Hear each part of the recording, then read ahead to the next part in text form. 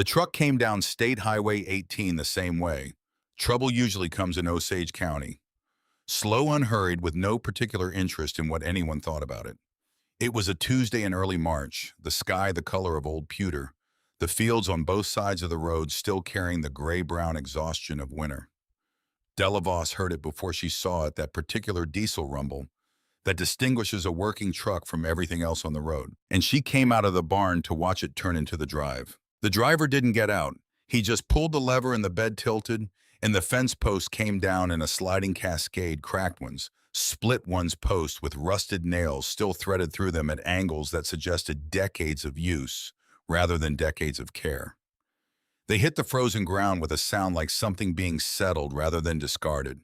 Then the truck leveled its bed, pulled back onto the highway, and was gone. Della stood at the edge of the pile for a moment. She was 19 years old, her hair pulled back under a wool cap that had been her grandfather's, her hands in gloves that were 2 sizes too large for her. She looked at the posts the way a person looks at a problem they've been expecting, not with surprise, but with the particular focus of someone cataloging what they're actually working with versus what they'd hoped for. She picked up the nearest post. Cedar, she thought, pressing her thumbnail into the grain near the base. Dense, tight grain, the wood still carrying its faint reddish smell, even after what must have been 20 years in the ground. She set it aside, picked up the next one. Pine old growth by the feel of it, soft at the edges, where weather had worked its way in, but dry in the center. She set that one in a different spot. By the time Gordon Pruitt's truck slowed on the road, he always slowed past the Voss property these days, with the particular patience of a man who considers observation a form of productivity. Della had sorted 14 posts into 2 groups without fully deciding she was doing it. Pruitt's window came down. His arm rested on the door. Planning to build something out of that? The words carried across the distance between them with the easy projection of a man accustomed to being heard across fields. Della looked up, thinking about it. Pruitt's expression did what it always did. A small compression around the eyes, not quite skepticism, not quite amusement, something between the two that he had developed over 30 years of watching other people's decisions play out. "That's rotten lumber, Della." He said her name the way older men in this county said the names of young women, with a faint emphasis that was not unkind, but was also not quite respectful. The tone reserved for someone not yet fully admitted to the category of person whose choices merit serious consideration. "Some of it," she said, and turned back to the pile.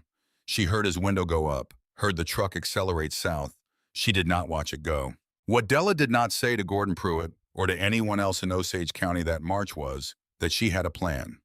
Not because she was being strategic about secrecy, but because the plan existed primarily in the form of a conviction, and a conviction without visible evidence is not something you announce to people who measure competence in yields per acre. You build the evidence first, then you talk. The conviction had arrived in the second semester of her freshman year at Oklahoma State University in Stillwater in a soil science lecture delivered by Dr. Leon Gruber in a classroom that smelled of chalk dust and damp winter coats. Dr. Gruber was 62 years old and had the posture of a man who had spent 4 decades crouching near the ground, examining things other people walked over. He had made a statement in that lecture, not dramatically, not with any particular emphasis, as if it were simply a fact the class should absorb the way they absorbed all the others that had taken up residence in Della's mind and declined to leave. Degraded land is not dead land, it is waiting land. She had written it in her notebook with the date in his name, the way you mark something you intend to return to. In the 18 months since it had become the thing she thought about, when she thought about the 43 acres in Osage County, where Hector Voss had spent half a century growing soybeans and corn on soil that was now by any honest measure tired.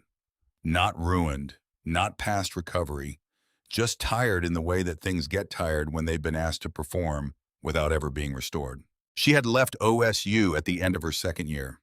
Not dismissed, she had left deliberately the week after she found the bank letter in Hector's kitchen drawer, the one with the 90-day language she recognized from the 2 agricultural finance courses she had completed before the practical situation at home overtook the theoretical one at school.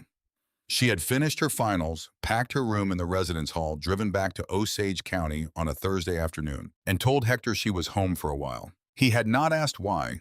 This was characteristic.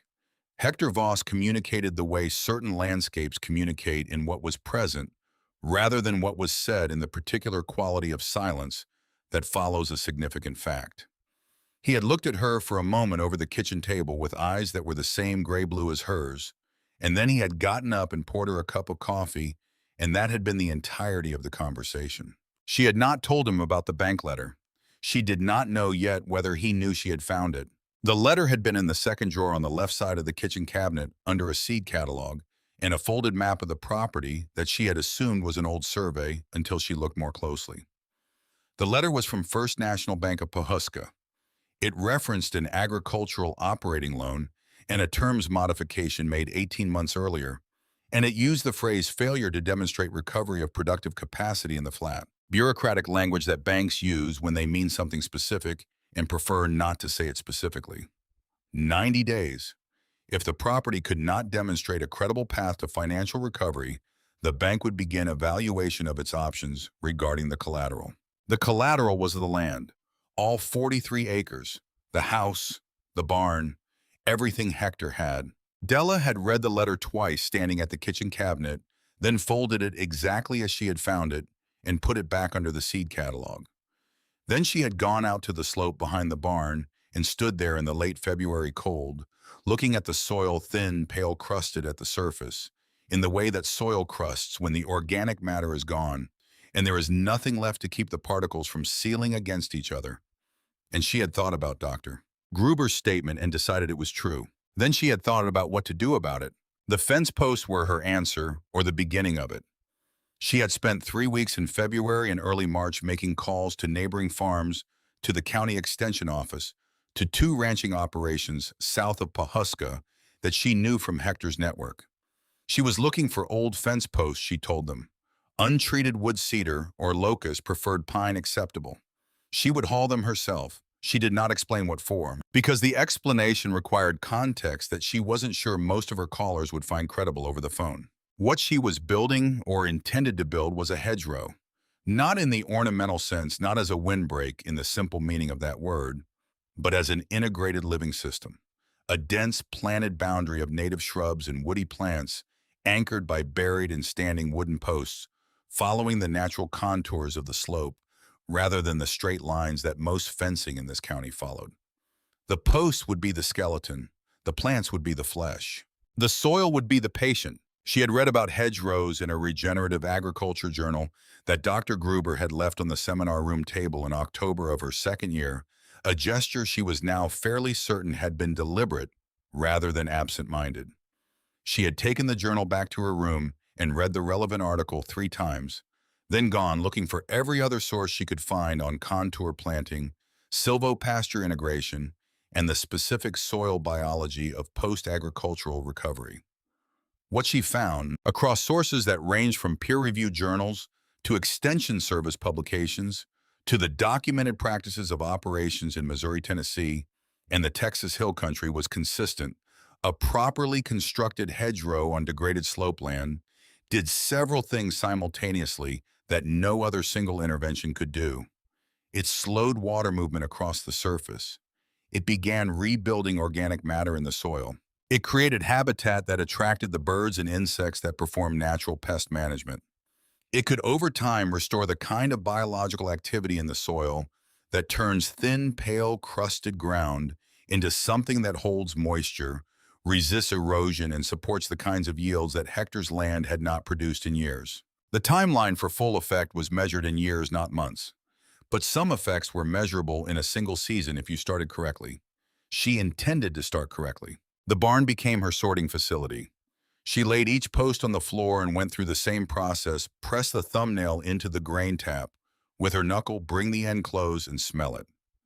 Cedar had a particular resistance and a particular smell, dry and slightly sweet, that she could identify reliably after the second truckload. Black locust was denser, still heavy for its size, with a grain so tight it was almost waxy. Old pine was softer, grayer, the wood smelling of thyme rather than the tree, And it was the pine she set aside in the far corner with the most care because pine was what she needed underground. The horizontal burial technique involved laying logs and posts beneath the soil surface where they would absorb moisture during wet periods and release it slowly during dry ones. As the wood decomposed over seasons and years, it fed the fungi and earthworms and microorganisms that were Dr. Gruber had explained in the soil biology unit, not merely present in healthy soil, but constitutive of it. The soil was not a medium in which biology happened. The biology was the soil. Remove it, and you had mineral particles held together by nothing producing, nothing losing ground with every rain. She had pulled nails from every post she kept. Hundreds of them accumulated over 3 weeks of evenings in the barn with a pry bar and a bucket, her hands developing blisters in the first week, and then the harder, more permanent tissue that forms when blisters are not allowed to rest. The green notebook tracked the inventory: cedar 41 posts in usable condition, black locust 23, untreated pine 34, rejected due to chemical treatment indicators 19. The treated ones she had stacked outside the barn. She would find a use for them that didn't involve contact with the soil she was trying to rebuild. Gordon Pruitt had delivered the treated ones. He had pulled up in his flatbed one afternoon with what looked like a genuinely helpful load: thick oak posts recently decommissioned from a fence project on his south field, still carrying their pressure-treated green color at the bases. He had stacked them in the drive himself, which was more physical assistance than he usually offered anyone, and stood back with the expression of a man who has done a good thing. Della had looked at the green-tinted wood for a moment. "I appreciate it, Gordon. I can't use these." The shift in his expression was subtle but complete, the way a conversation changes register without either person acknowledging it. "That's good lumber. It's treated. The preservative leaches into soil biology." She said it without apology, without softening, because she had learned early from Hector that softening a factual statement for the sake of social comfort tends to make the fact less useful. "I'm trying to rebuild the biology out there." Pruitt had looked at the posts, then at the slope behind the barn where she had begun her preliminary site work. His jaw moved in the way it moved when he was deciding whether to say something or absorb it. He chose absorption. He got back in his truck. He drove away without the posts. She had the feeling, watching him go, that she had done something that would require attention later. What she did not know yet was that Pruitt's interest in the Voss property was not merely the neighborly concern he performed so naturally. Hector's land bordered Pruitt's on two sides. For 3 years, Pruitt had made quiet, reasonable offers to purchase the eastern section $40 over county market rate, always framed as a favor, as a solution to Hector's difficulties that would benefit both parties.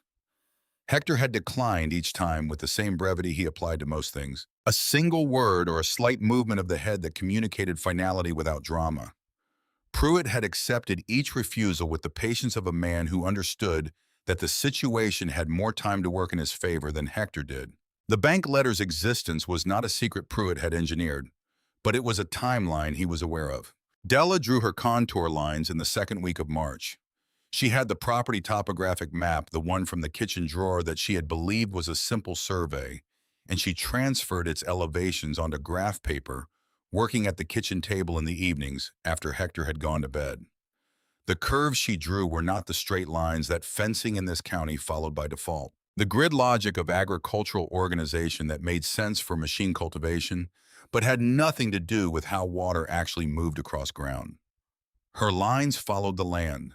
They traced the subtle ridges and swales of the slope behind the barn, the way you trace a fingerprint, not imposing a pattern, but finding one that was already there. Hector came into the kitchen once while she was working, poured himself a glass of water, looked at what she was doing for a moment without asking, and went back to bed.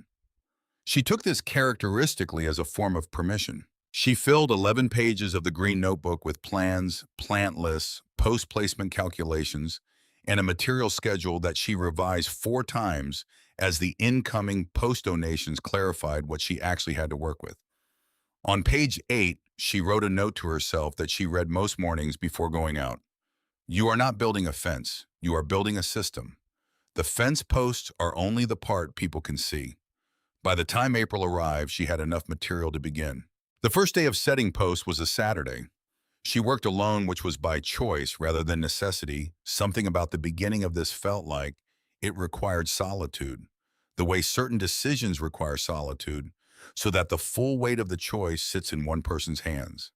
She set the first cedar post at the uphill end of her westernmost contour line at 7 in the morning, in ground that had softened through the week's warming temperatures, but still had the cold resistance of Osage County soil in early spring. She tamped it with a manual post driver, a 40-pound cylinder she had borrowed from Aldous Hatch's son, and the work was what physical work always is, when you do it correctly, not easy but clear. Each blow had a logic.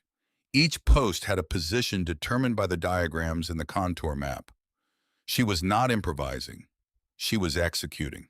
By noon, she had set 14 posts along the first third of the western contour line. Her shoulders were burning. She drank water from the thermos she'd brought out sitting on the slope with the posts arrayed behind her and the open land below, and she looked at what 14 posts looked like against 43 acres. Small. Insufficient. Like the beginning of something. She went back to work. Hector came out at 2 o'clock. He did not offer to help. His doctor had limited his physical labor, a limitation he observed selectively. He stood at the edge of the slope and watched her set 3 posts. Then he went back to the house. Pruitt drove past at 4:15. He did not slow down. This was, she noted, a change. What she felt at the end of that first day was not pride exactly. Pride requires an audience, even an internal one, and she was too tired for the performance of it. What she felt was closer to what you feel when a long calculation finally resolves not joy, but the particular satisfaction of having produced a number that matches the one you predicted. She wrote in the green notebook April 1st post day, 21 posts. Western contour first third. Soil condition at depth better than surface suggests. Beginning to understand what I'm actually doing here. In the second week of April, she knocked on every door within 4 miles of the Voss property. Not to ask for more posts, she had enough, but to explain briefly what she was doing and why, and to offer a clear answer to the question she knew people were developing as they watched her work on the slope. Most people listened with the polite attention of people who have already formed an opinion, but are willing to hear something out. Aldous Hatch asked the most specific questions about the wood species selection and the contour calculation method, and she answered him in full. His wife brought out coffee without being asked, which Della took as a reasonably good sign. Loretta Pruitt answered the door at the Pruitt place and listened carefully and said, "Gordon's out back if you want to talk to him." Della said she'd come by another time. Loretta looked at her for a moment with something in her expression that Della couldn't quite read, then nodded and closed the door. What happened instead in the third week of April arrived without warning. She came back from setting posts one evening to find Hector standing at the kitchen table with a piece of mail in his hand. He was holding it the way he held things that required him to decide something slightly away from himself, as if creating distance between the object and his body gave him more perspective on it. She recognized the bank's logo on the letterhead. He set it on the table without looking at her. She sat down across from him. He looked out the window at the slope. "I know about the first one," she said. The quality of silence in the room shifted, not broke but changed register, the way the pressure in your ears changes when altitude changes, subtle but unmistakable. Hector looked at her then. His eyes were gray-blue and carrying the specific sediment of a long life, the accumulation of things seen and things endured and things chosen. He held her gaze for a long moment.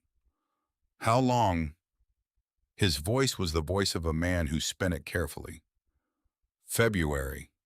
I came home after I found it." He was quiet. Outside, the light on the slope was going gold with late afternoon. He looked at the letter, then back out the window, then at her. "What you're doing out there, how long does it take?" It was not a challenge. It was a question asked with complete sincerity by a person who needed the practical answer. To show measurable results one season. To demonstrate financial recovery to a bank. We need something concrete by fall. He was quiet for another moment. Then he picked up his coffee cup, found it empty, set it down again. "Then you'd better work faster." That was the full conversation. She picked up the letter, read it 60 days now, not 90, the clock having advanced while the first letter sat in the drawer, and set it back on the table. She went out to the slope in the last of the afternoon light and set 4 more posts before dark. She set the last post on the primary contour line on a Wednesday afternoon in late April. She stood at the top of the line and looked down its length, 93 posts, cedar, and black locust following the natural curvature of the slope, in a line that from above looked like a long, slow question mark drawn on the face of the land. It was not beautiful in any conventional sense. It looked unfinished because it was unfinished. The posts were structure without life, skeleton without flesh. The plants were what would make it real. She had the nursery order in process, the delivery scheduled for mid-May, gray dogwood, wild plum elderberry, selected for their root architecture, their native adaptation to Osage County soil and climate, their function as habitat. Each species had a position in the design. The dogwood would go in first, its lateral root spread doing the fastest anchoring work. The elderberry would follow, deeper rooted, slower to establish, but capable of holding a post position through conditions that would displace shallower plantings. The wild plum would go in the gaps, its thorn branches eventually creating the kind of dense cover that ground nesting birds needed, and that most Osage County farmland had not offered in 20 years. She stood at the top of the line in the late April light and allowed herself briefly the thought that had been waiting in the back of her mind since February: this might actually work. Then she went inside and wrote in the green notebook, April primary line complete. 93 posts, ready for planting phase. 2 weeks to delivery. Watch for weather. She put the notebook in her jacket pocket. She made dinner.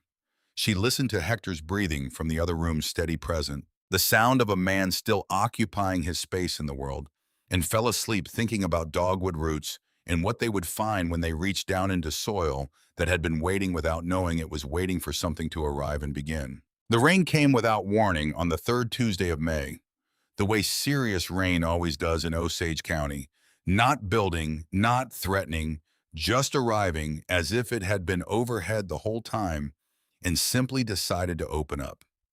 Della heard it before she saw it. She was in the barn when the first drops hit the tin roof like scattered gravel, then like a sustained drum roll, then like something that had no interest in stopping. She pulled on her rubber boots and went outside. What she saw in the gray morning light stopped her at the barn door. The western section, the 37 posts she had spent 11 days setting, tamping, leveling, had shifted. Not all of them. Maybe a third, but a third was enough. Some leaned at angles that looked almost casual, the way a person leans against a wall when they're tired. Others had pulled partially free of the ground, their bases lifted by the water moving beneath the surface, sheeting downslope the way water always does when there's nothing in the soil to hold it. She walked out into it. The rain was cold for May, the kind of cold that finds the gap between your collar and your neck, and she didn't bother pulling her hood up. She walked the line of posts, touching each one, pressing her palm flat against the wood to feel how much give remained. The cedar ones held mostly their bases deep enough, their wood dense enough to resist the pull. The pine ones had fared worse. 3 had fallen completely, lying on the slope with their bases trailing clods of dark mud. She stood at the far end of the line and looked back at what she'd built. In the rain, with the post leaning and the slope running with thin brown water, it looked like something abandoned rather than something begun. She thought about Gordon Pruitt driving past that morning. She thought about the bank letter with its 60-day clock. She thought about Hector inside, probably standing at the kitchen window with his coffee, looking out at exactly what she was looking at. She crouched in the mud beside a fallen pine post and looked at the ground around its base. The soil was saturated, moving almost like a slow liquid. She could see exactly what had happened. The post had been set to correct depth. She'd checked that 3 times, but she had planted nothing alongside them yet. The native shrubs weren't scheduled to arrive for another 2 weeks, and in the meantime, the posts had nothing holding the soil around them except the soil itself. Wet, degraded, compacted soil with almost no root structure, no organic matter to speak of, nothing to grab and hold when water came through. She had known this was a risk. She had written it in the green notebook on the 7th page, a small notation in the margin: root integration critical before significant rainfall event. She had known it and done the math and decided 2 weeks was an acceptable window. The ground had disagreed. She sat down in the mud, not because she planned to, her legs just made the decision before she did. She sat on the wet slope with rain coming down around her and the smell of turned earth so strong it was almost sweet. She stayed there for 15 minutes. She didn't cry. What she felt was something more specific than grief and less dramatic, a flat, factual heaviness, like a door closing on a calculation she'd gotten wrong. She heard boots on the wet ground behind her. Hector came and stood beside her. He was wearing his old canvas barn coat with the torn left pocket he'd never gotten around to mending. He looked at the leaning posts. He looked at the three that had fallen. He looked at the water running downslope in thin branching channels. He did not say anything. He just stood there in the rain beside her, close enough that she could smell the coffee on him, and she understood that this was the most useful thing he could have done. After a while, she pulled out the green notebook from inside her jacket and opened to a clean page. She wrote, "Failed water moved under post before root anchors established. Post with neighboring plant root structure held at higher rate. Solution accelerate planting schedule, not post setting schedule." The posts were right, the timing was wrong. Then she added one line, "Failure is not the opposite of the plan. It is part of it." Hector was already walking back toward the house. She reset the fallen post that afternoon, working alone in the rain until it stopped around 4 o'clock, the sky going from gray to a washed-out pale yellow that felt like an apology. Every post she touched told her something. The ones that had held had a particular quality of resistance when she pressed against them, a density in the surrounding ground that the failed posts hadn't had. She began to understand it was not about the posts at all. It had never been about the posts. The posts were structure. What she was actually building was soil behavior. 3 days after the rain, a white state vehicle pulled up the drive. Della was on the slope when she saw it. The truck had the Oklahoma Department of Agriculture seal on the door, and the man who got out was wearing a polo shirt with an ID badge clipped to it, carrying a clipboard. He introduced himself as a compliance inspector. Someone had filed a report, he said, with the expression of a person who finds his own job mildly embarrassing, alleging that unregulated organic material was being buried in agricultural soil on this property. Della straightened up slowly. Her hands were muddy to the wrist. She looked at the inspector, then down the road toward where Pruitt's fields began, then back at the inspector. "Come on," she said. She walked him through everything, every post, every source. She showed him the receipts from the farms that had donated the wood, showed him where she had refused treated lumber, showed him the green notebook with the materials logs she had kept since March.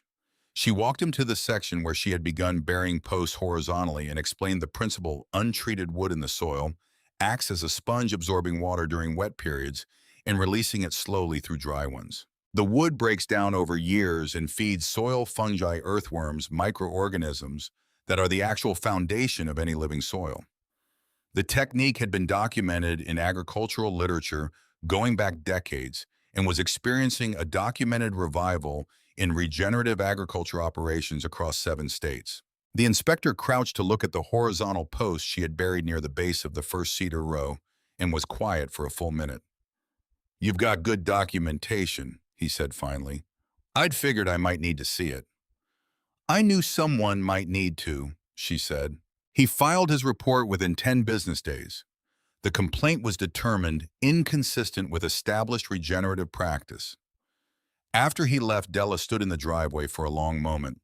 She felt tired in a way that had a particular texture, the tiredness of having had to prove something that should not have needed proving to a stranger on land that had belonged to her family for half a century. She picked up the green notebook and added one line, "Time spent on defense is time not spent on building." She did not write Pruitt's name. She called the conservation nursery that afternoon and changed her planting order. Instead of waiting for the scheduled delivery, she asked what they had available immediately. Gray dogwood 3-year stock, 37 specimens. Elderberry 2-year 22. Wild plum 1-year 41. She took everything they had and arranged pickup for Friday. Sylvie Holt arrived on Saturday morning unannounced. Della was in the back of her truck moving nursery stock when she heard a second vehicle and turned to see a dark green pickup she didn't recognize. The woman who got out was somewhere in her mid-50s with short gray hair and the kind of face that has spent 30 years outdoors and made peace with it. She moved across the yard with the efficiency of someone always slightly behind schedule who has chosen not to apologize for it. She was carrying rolled survey maps under one arm. Della Voss. It wasn't a question. That's right. Sylvie Holt State Conservation Office. Leon Gruber told me what you were doing out here. She looked at the nursery stock in the truck bed, then at the slope, then at the notebook sticking out of Della's jacket pocket. He forwarded me your planting diagram back in April. I've been meaning to get out here. Della came down from the truck. Dr. Gruber saw my diagram. He's had it since April. Sent it to me with a note. Sylvie unrolled the survey maps on the hood of her truck and anchored the corners with a water bottle and her clipboard. Show me your contour lines. What followed was 4 hours that Della would try to describe to Hector that evening and find herself unable to, not because nothing had happened, but because what had happened was almost entirely internal. Sylvie Holt did not lecture.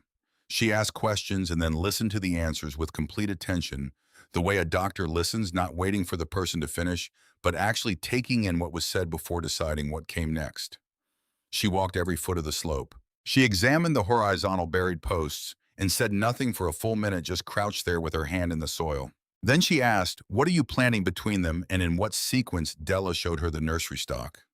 Explained her reasoning for each species, the wild plum for pollinator cover and bird habitat, the elderberry for its root depth and its fruit, the gray dogwood because it would spread laterally and knit the soil between post positions more thoroughly than anything else available in the local seed stock. Sylvie listened.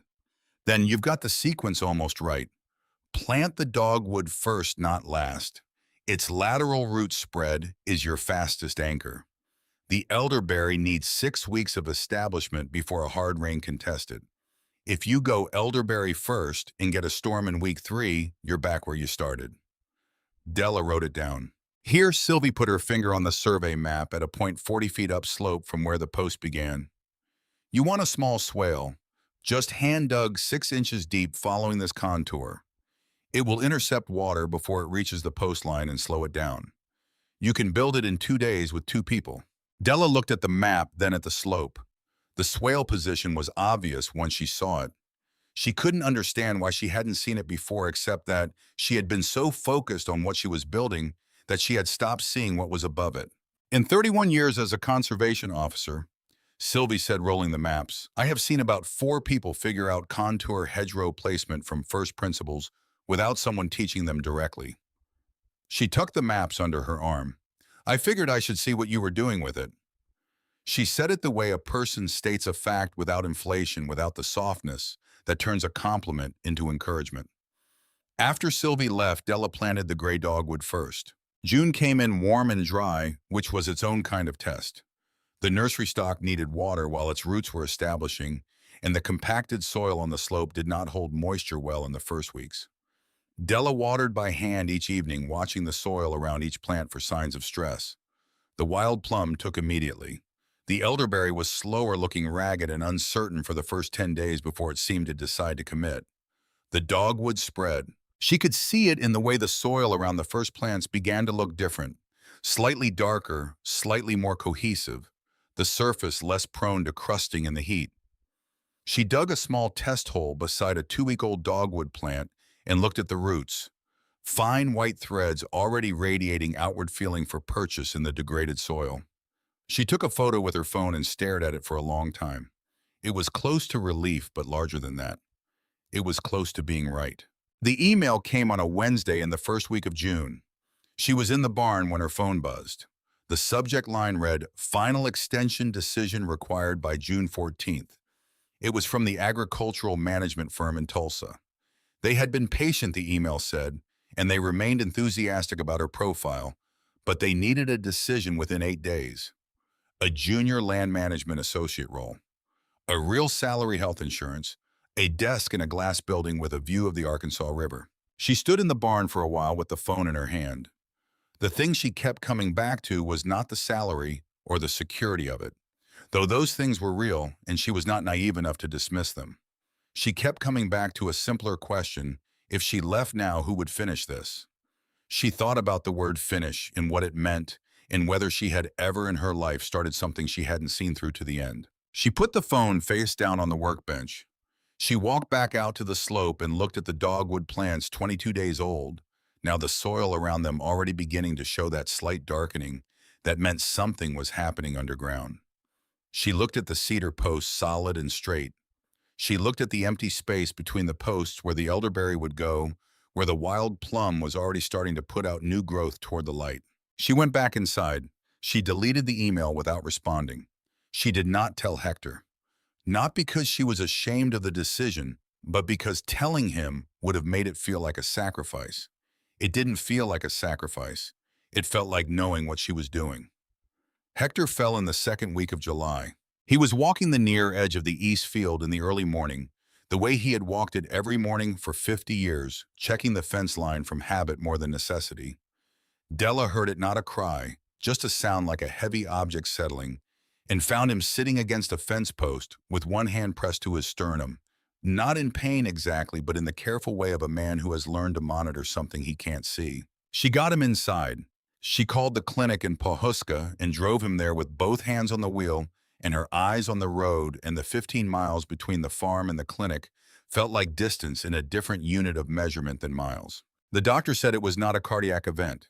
He used the phrase warning episode without defining it precisely, which Della understood to mean it had been serious enough to warrant the phrase, but not serious enough to require the longer explanation.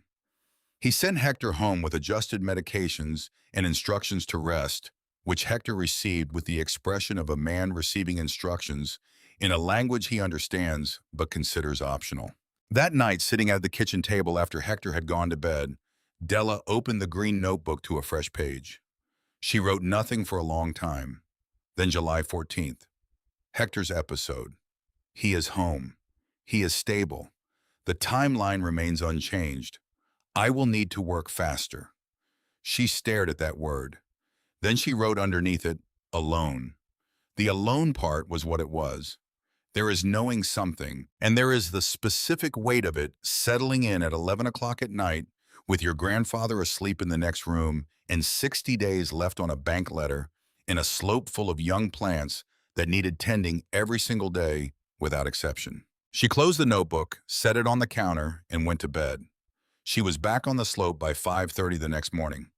It was in the third week of July, clearing out the storage corner of the barn to make space for fall equipment, that she found the box. An old wooden crate with a hinged lid pushed back under the lower shelf behind a stack of seed catalogs from 1998 and a rusted oil can, Hector's handwriting on the top in black marker, field records do not discard.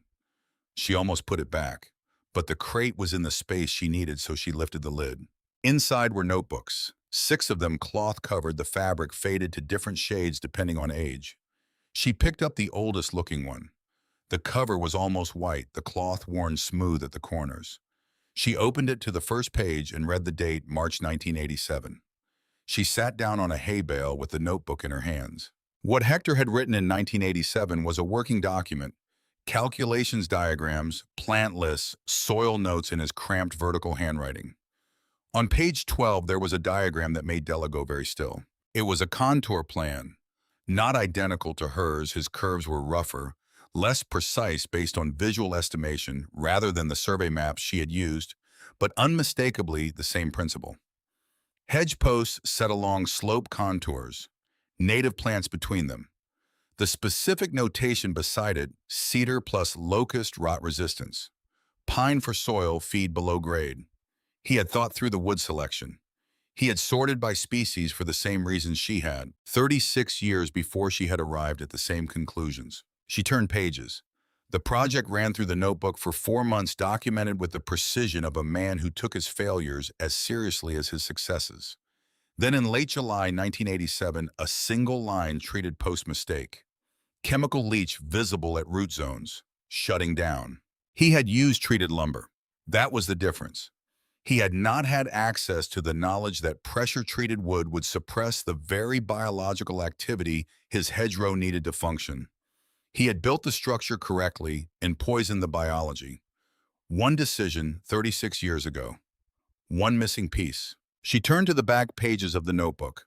There was a folded document tucked into the back cover, a topographic map of the property hand-annotated with contour lines drawn in pencil. Her contour lines. Not identical, but close enough that when she unfolded her own survey map and laid it beside his, The curves matched in their general logic the way two people's handwriting can match without being the same hand. She had used this map. She was certain of it. She had found it in the kitchen drawer in February and used it as the base for her planning, assuming it was just an old property survey.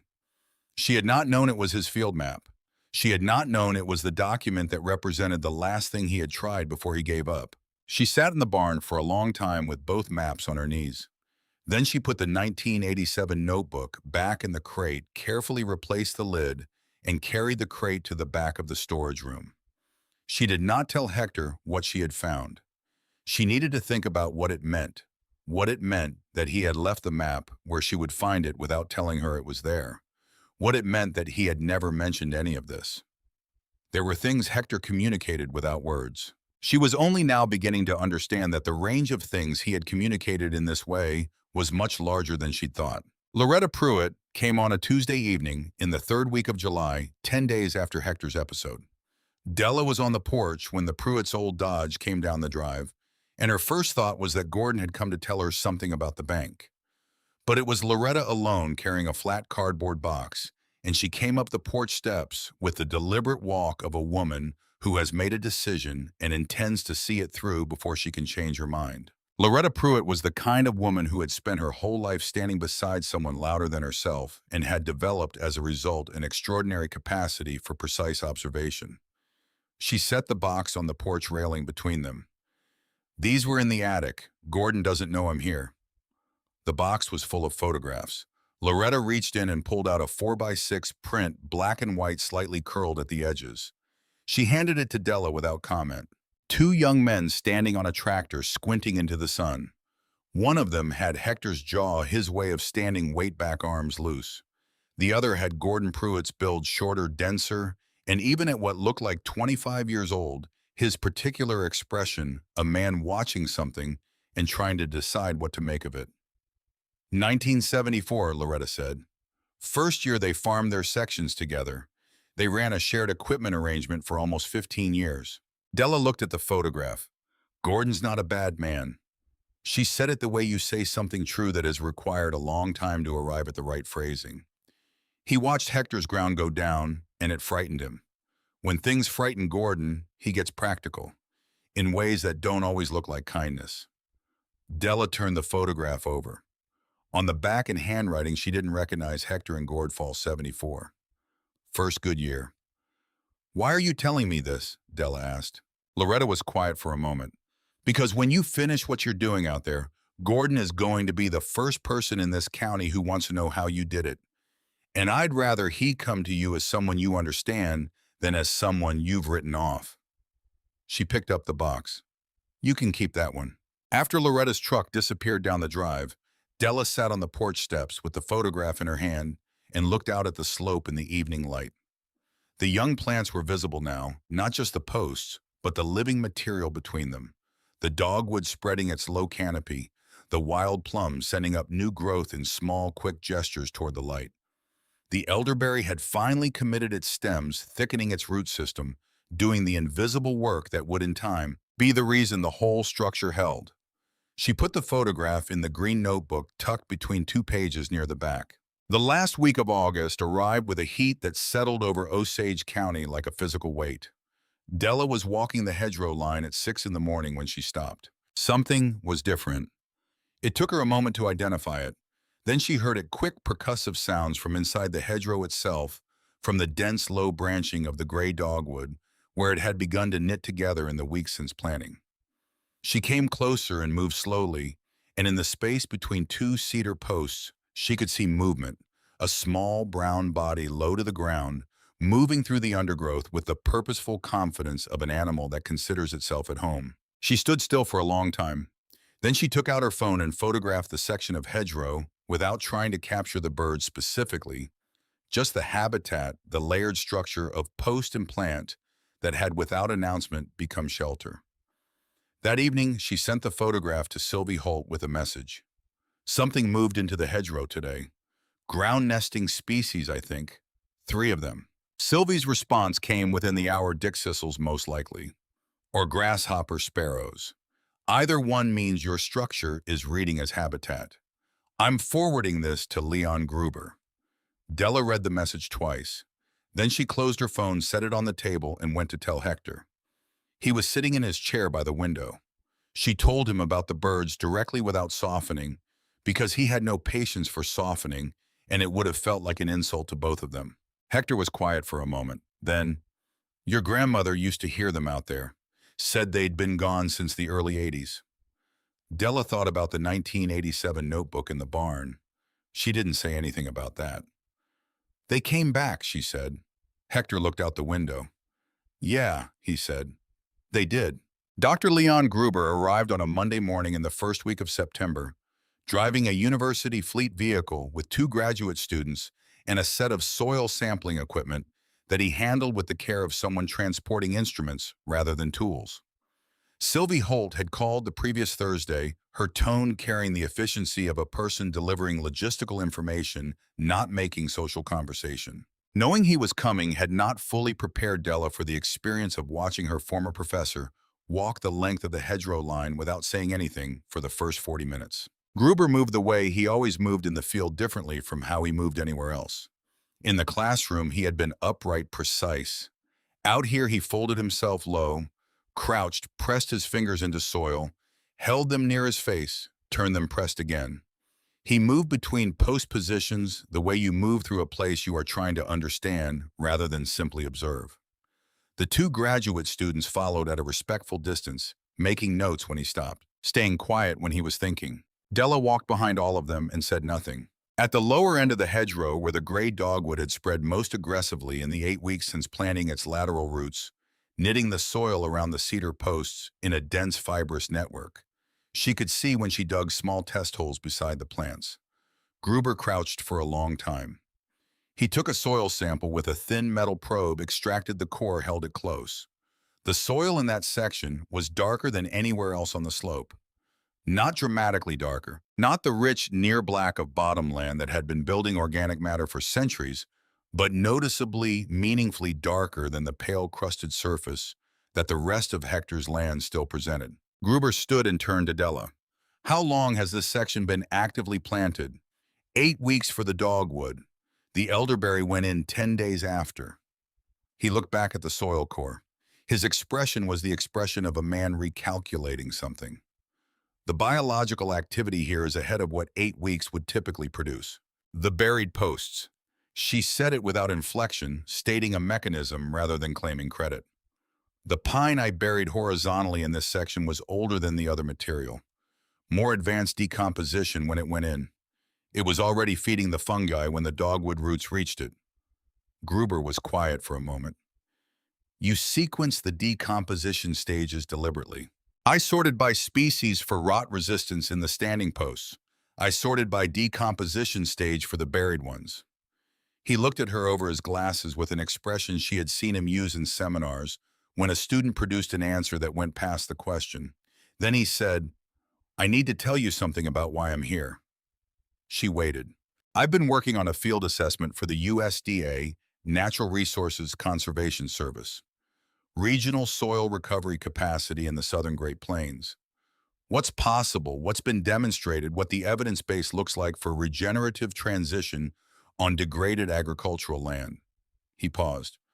I've been looking for operational examples, something I can point to that isn't theoretical, something with data behind it in a documented process. Della understood before he finished the sentence. She felt the understanding arrive not as excitement, but as a shift in weight, the way the significance of a situation settles differently once you see its full dimensions. You want to document this. I want to propose this property as a case study site, if you're willing. He named a figure for the NRCS site support allocation. It was not large.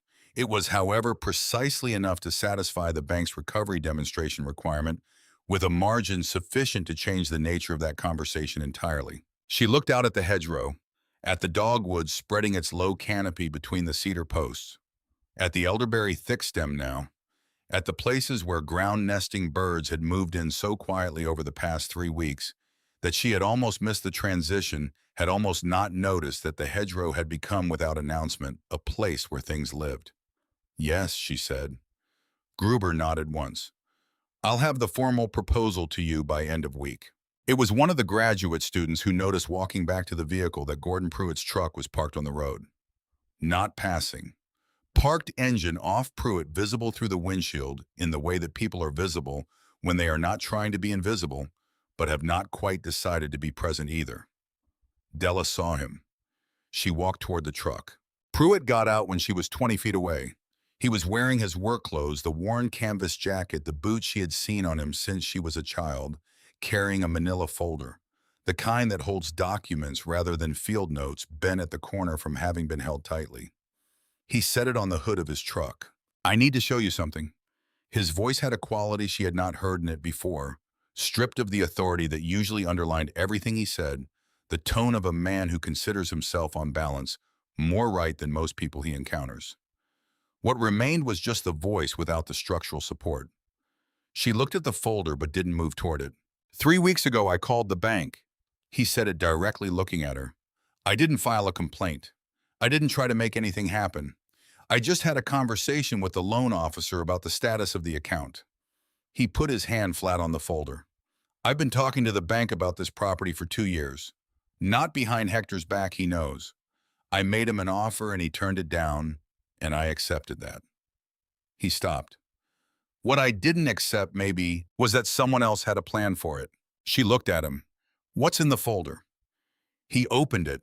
Inside were documents, property assessments, a draft purchase proposal, correspondence with a land management firm in Tulsa. The Tulsa connection landed in her chest with a particular weight. The firm she had been offered a position with. She had not connected those two things because she had not known Pruitt had the relationship. "You called the firm in Tulsa," she said. He was quiet for a moment. That was its own kind of answer. "I put them in touch with the bank. That's all. I wasn't trying to push you out, Della. I thought you'd take the job. I thought that was the better path for you." What she felt was not the anger she might have expected. It was something more complicated. The anger was there, a clean, cold line of it, running through the center of what she was feeling, but around it was something else. She thought about the photograph Loretta had brought. 2 young men on a tractor in 1974. She thought about the 1987 notebook in the barn, Hector's handwriting, documenting a project he had tried before she was born, and Pruitt's name appearing in those pages as a collaborator who had been part of the attempt and then stopped. She thought about 30 years of proximity between two men who farmed adjacent land and understood each other in the specific way that people understand each other when they have worked through difficulty together, and about what it costs a person to watch someone they respect lose ground slowly year by year and not be able to stop it.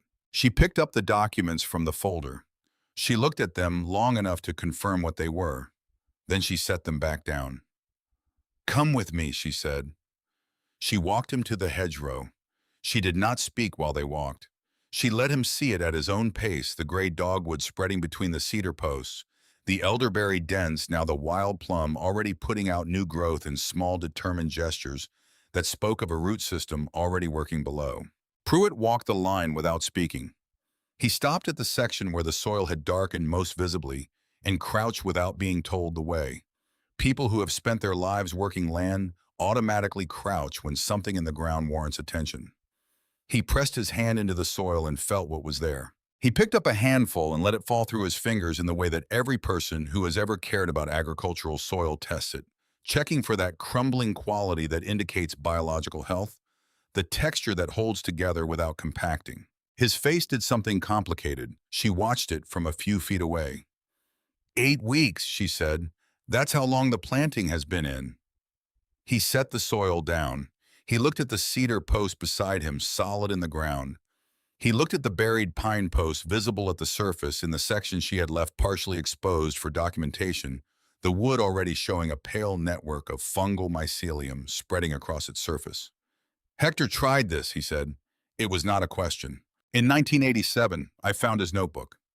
Pruitt was quiet for a moment that had a different quality than his previous silences.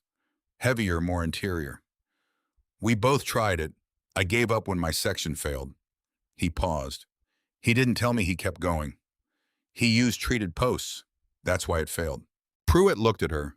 She could see him working through the implication, the 36 years of silence, the thing Hector had kept working on in his notebooks, while telling no one the topographic map left in the kitchen drawer where a granddaughter who came home from agricultural college might find it and use it without knowing whose hands had drawn it first.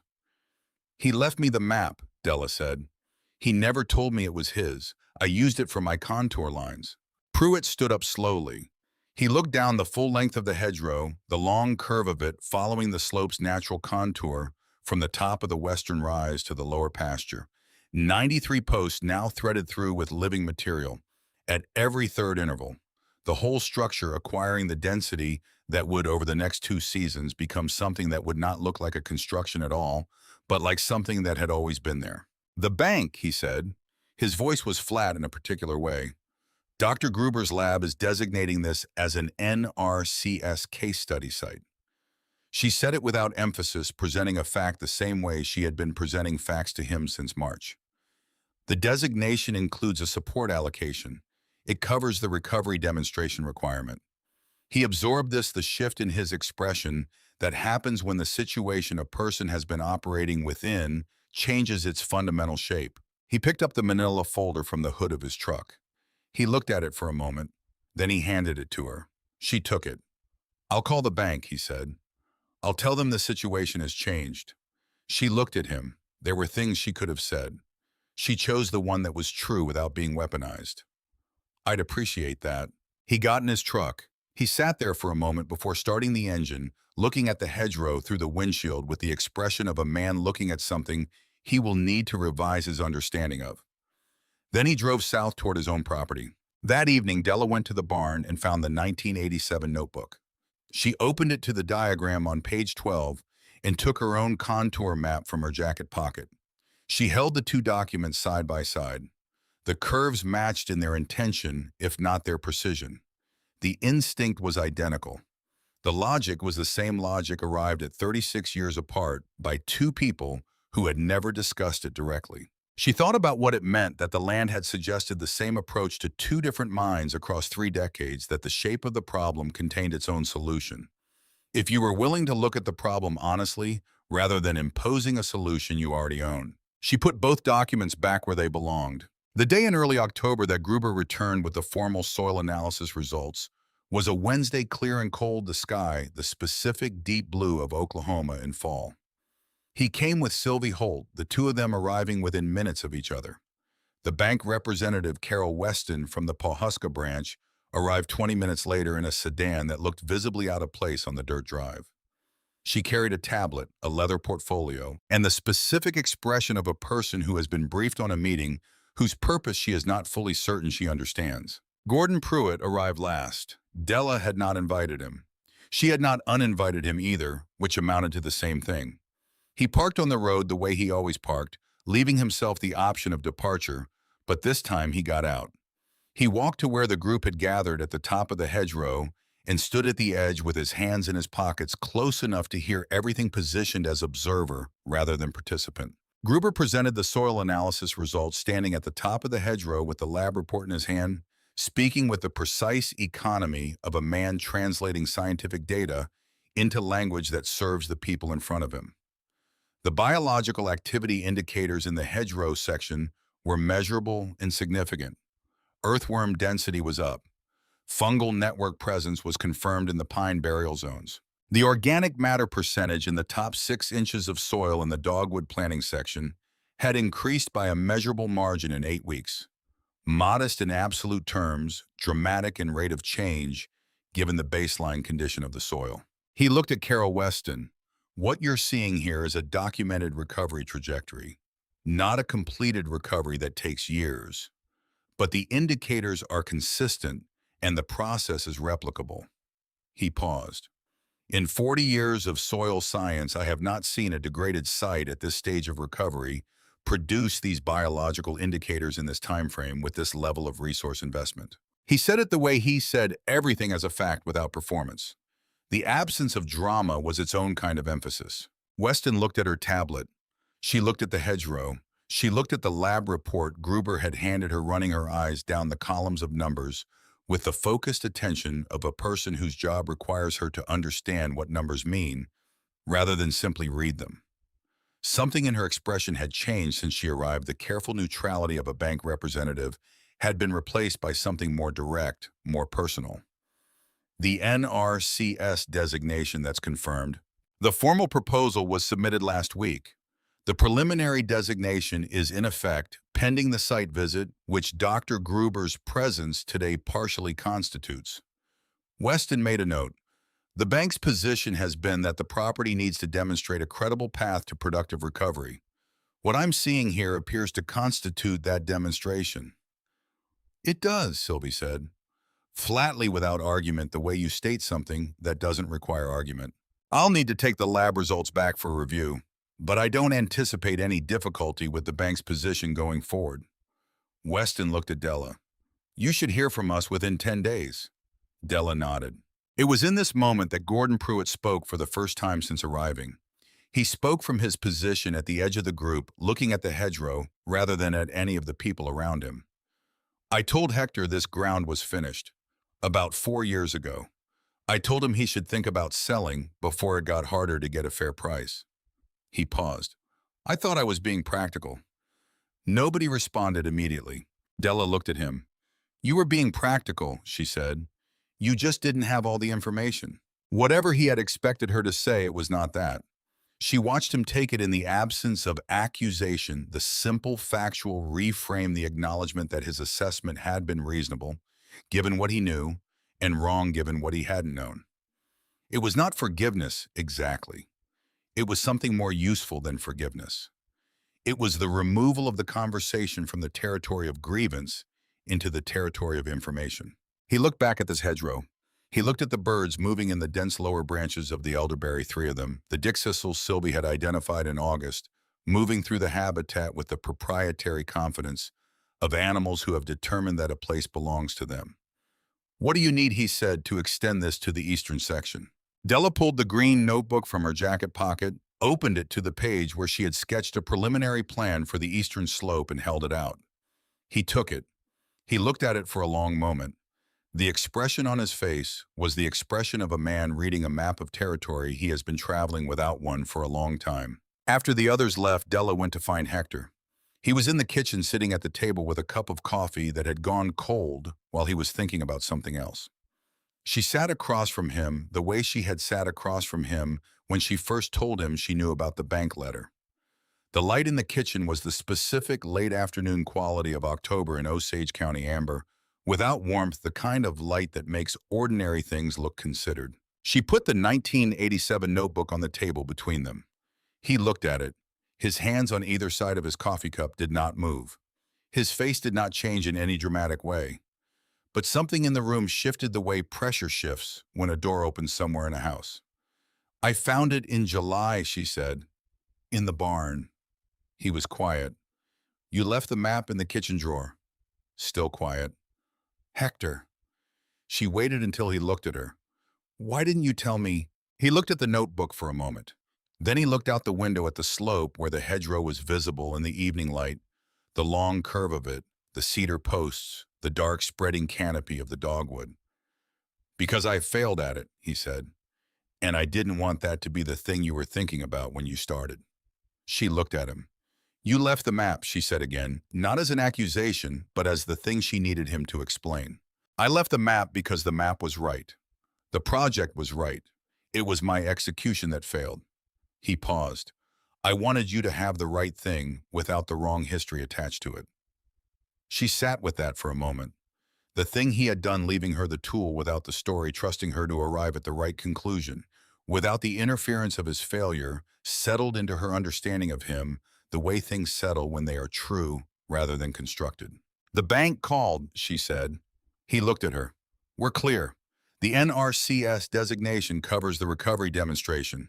Weston is calling it resolved. His hands moved slightly on either side of the coffee cup. Not a large movement, just the small adjustment of a person whose body registers something the face has not yet decided to show.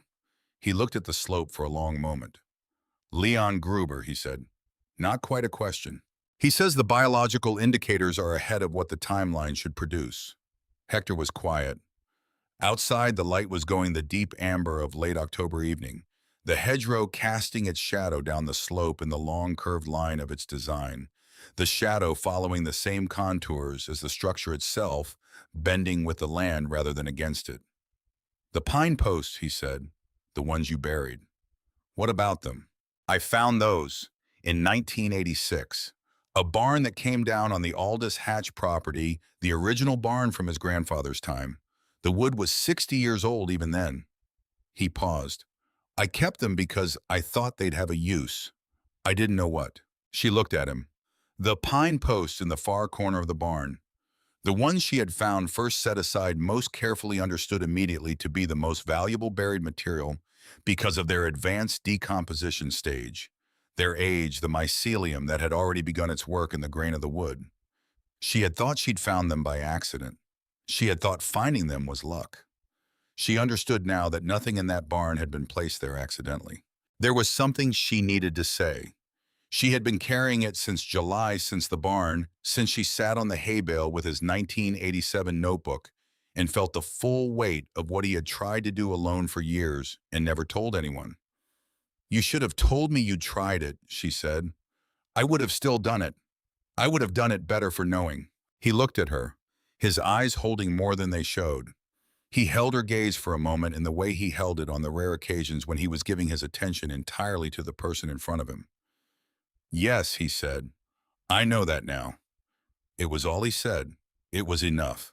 The night Della found the letter tucked into the back cover of the 1987 notebook 3 days after the October meeting, she almost missed it.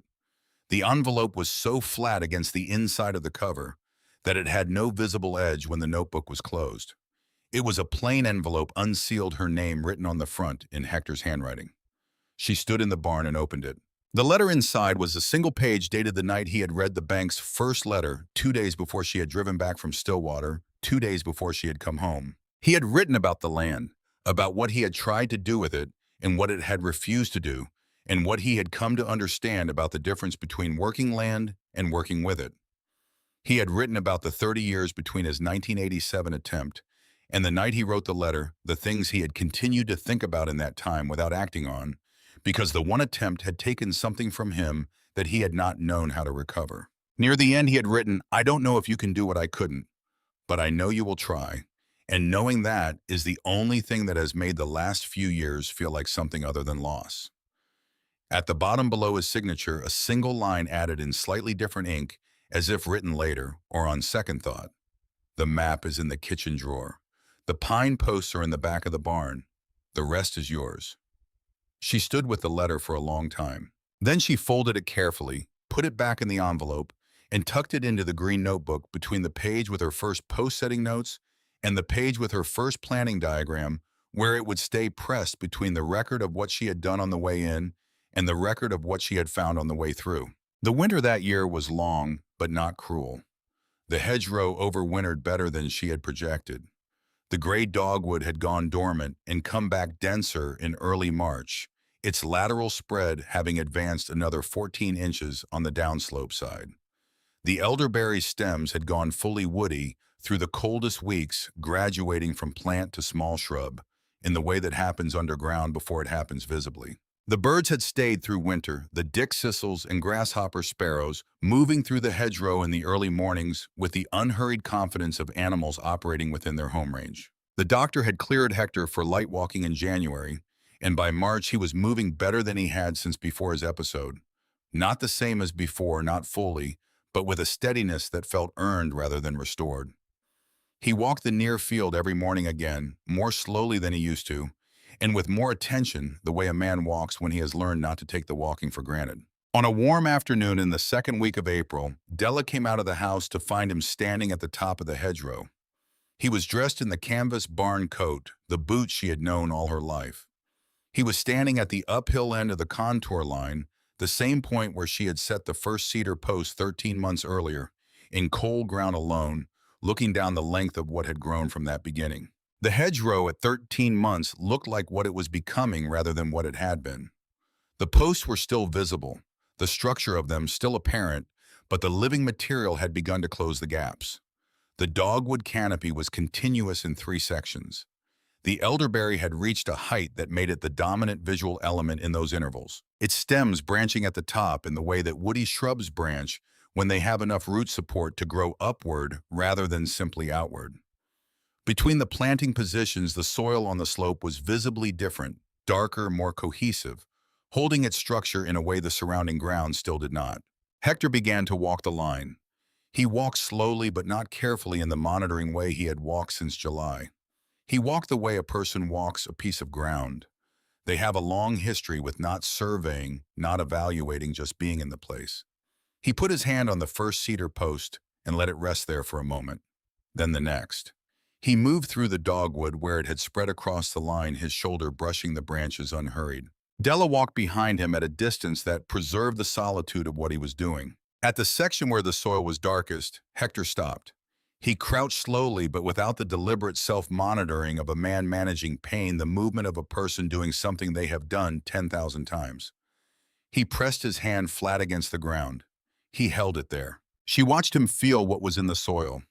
The thing that is not measurable with numbers, but is known instantly by anyone who has spent a life learning the difference between soil that is working and soil that has stopped. He stayed there for what was probably 2 minutes. Then a meadowlark rose from the elderberry 2 posts down. It went up in the particular way meadowlarks go up, not startled, not fleeing, but ascending with the easy confidence of a bird that does not consider the air above its territory to belong to anyone but itself. It went up, arced, came down on a fence post 30 feet north of the hedgerow, and sat there in the April light with the calm alertness of something that has determined this location to be home. Hector watched it from his crouch. His face and profile had the quality that faces have when a long question receives its answer, not triumphant, not relieved, but settled, the expression of completion rather than victory. He stood up slowly. He looked at Della. He did not say anything. He did not need to say anything. She had known him long enough to know that the look he gave her from that position on the slope in the April light, with the meadowlark sitting its fence post behind him, contained everything he knew how to express about what they had both done here, what they had done together without calling it that, what the land had done when someone understood it well enough to let it do what it had always been capable of doing. She held his gaze. She nodded once. He nodded back. He walked back to the house. She stayed on the slope in the particular quiet that follows a moment that does not require language, listening to the meadowlark and to whatever was moving in the lower branches of the elderberry. And she thought about the question she had carried since February of the year before, whether the land was waiting and understood that it had already answered. Hector passed away on a Tuesday morning in late May, 6 weeks after that afternoon on the slope. He died in his own bed in the house his father had built, with the light coming through the east window, the way it always came at that hour, and Della was in the next room. The doctor said it was his heart, which was true in the medical sense, and also true in every other sense, a heart that had held 50 years of this particular ground, that had tried and failed and kept trying in the silence of his notebooks, that had waited with the same patience he asked of the land itself for someone to come home and finish what he had started. She buried him on the property in the corner of the east field where the wild plum would eventually spread its canopy, and she marked the place with a cedar post from the original 93. Not the first one she had set, but the one she had set on the day it rained, the one that had held when a third of the others shifted, the one whose grain she had pressed her thumbnail into on that cold March morning, and known before she could have explained why that it would last. In September of that year, 5 months after the April afternoon, Della stood in the barn that had been her sorting facility, her planning room, the place where she had spent 3 weeks pulling nails from donated fence posts with blistered hands in the first cold weeks of spring. The barn smelled of dry wood and old hay, the way it had always smelled. But there was something else now, the faint earthen smell that came through the open south door from the slope, from the hedgerow, that was now, in its second full growing season, indistinguishable in its density from something that had been there for decades. She was setting up for a workshop. 14 folding chairs, a portable whiteboard, a table along the west wall with soil samples in labeled jars. The pale-crusted baseline sample she had taken in February of the first year, and the darker, looser sample from the same position taken 3 weeks ago. The difference between them visible without any scientific instrument readable by anyone who had ever cared enough about soil to pick some up and look at it. Outside, vehicles were pulling into the drive. Aldous Hatch's truck, the Pruitt truck, Gordon's with Loretta in the passenger seat. Three vehicles she didn't recognize from operations in Pawnee County, and one from Creek County, word having traveled the way it travels in agricultural communities through the slow, durable network of people paying attention to what the land is doing. Gordon Pruitt had spent the winter studying the notebook pages she had given him, had spent the spring laying the first contour line on his west section, with her walking alongside and saying almost nothing, because almost nothing needed to be said, had spent the summer watching his own soil begin slowly to change. Della went to the barn door. The September light was clear and direct in the way of early fall, the hedgerow on the slope catching it differently now than it had a year ago. The canopy higher, the structure more complex.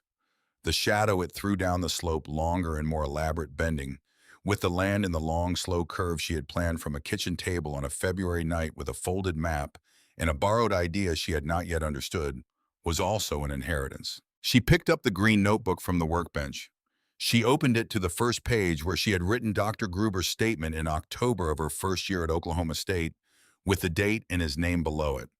The ink was faded at the edges from 2 years of jacket pocket living, the page worn soft at the corners. She turned to the very back of the notebook, to the page she had always understood to be reserved for something she hadn't arrived at yet.